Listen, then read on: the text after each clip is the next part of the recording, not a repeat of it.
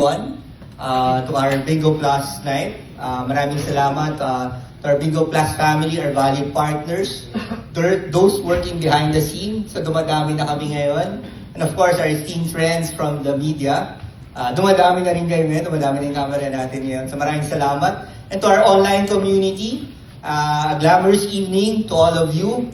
Since 2022, ito yung mga gusto ko laging kinukwento. Bingo Plus has set the standard for what digital entertainment is supposed to be.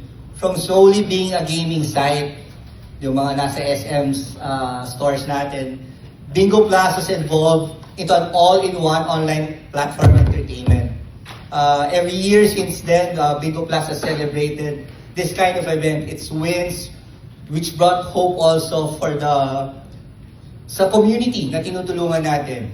And our annual Bingo Plus night is always a night of glamour, celebration, and above all, recognizing our evolution. Not only the platform itself, but the whole family, kayo. Diba? We all evolved it.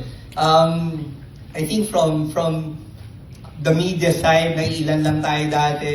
Ngayon, ilang hilera na ba ng tables yung nandyan. Si Iya was there from the beginning, so yung mga nakasama namin in 2022, improve and grow.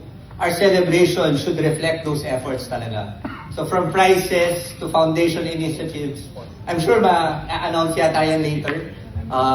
But yung prizes namin medyo naka-announce na yan ngayon. So alam niyo yan. So I'm sure bigger and brighter, di ba? So kung nabalitaan niyo naman, we're giving away the BMW for this night.